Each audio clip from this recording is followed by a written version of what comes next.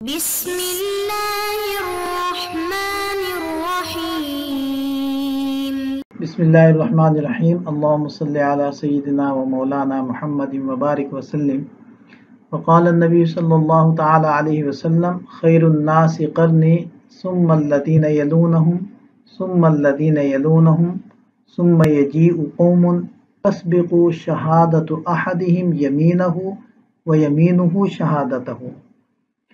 حضور نبی کریم صلی اللہ علیہ وسلم نے ارشاد فرمایا کہ سب سے بہتر لوگ وہ ہیں جو میرے زمانے میں ہیں، یعنی حضرات صحابہ کرام رضی اللہ عنہ، پھر وہ لوگ جو ان کے متصل ہیں یعنی تابعین، پھر وہ لوگ جو ان کے متصل ہیں، ثم یجیء قوم، پھر ایسے لوگ آئیں گے کہ ان میں سے ایک کی گواہی اس کی قسم سے پہلے ہوگی اور اس کی قسم اس کی گواہی سے پہلے ہوگی۔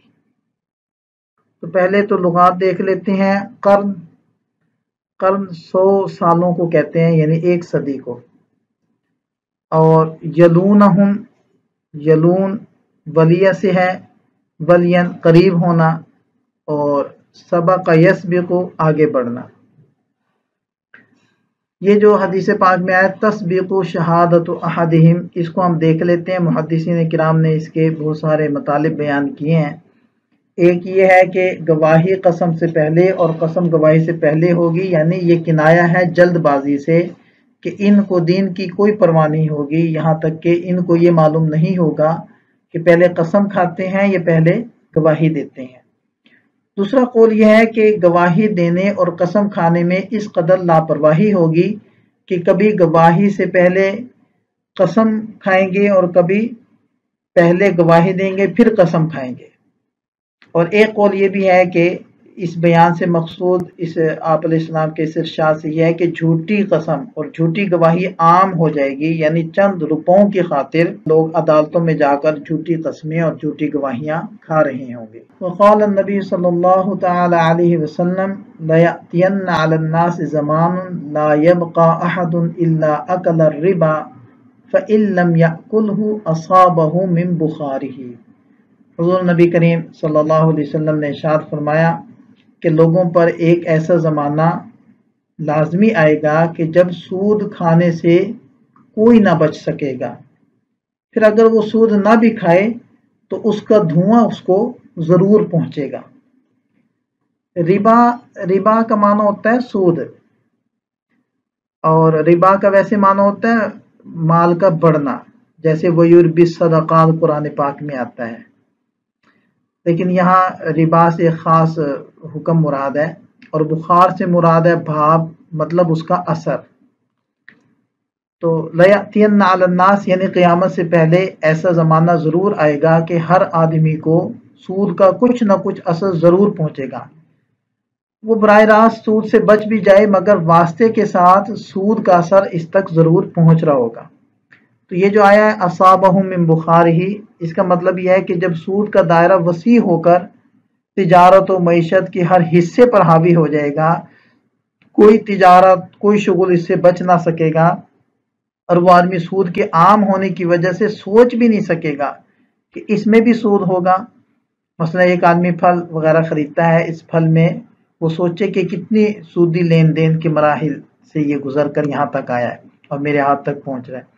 اب دیکھیں اگرچہ وہ شخص متقی بھی ہو، نیک بھی ہو، مگر وہ اس سود کے اثر سے نہیں بچ سکتا۔ تو حدیث پاک کا حاصل یہ ہے کہ آنے والے زمانے میں سود کی لعنت اتنی وسیع ہو جائے گی کہ ہر شخص شعوری یا غیر شعوری طور پر اس میں مبتلا ہو جائے گا۔ اعاذنا اللہ منہ، اللہ تعالی ہم سب کو بچائے سود سے۔ وقال النبی صلی اللہ علیہ وسلم ان الدین بدأ غریبا وسیعود کما بدأ فطوبى للغرباء وهم الذین یصلحون ما افسد الناس من بعدی من سنتی۔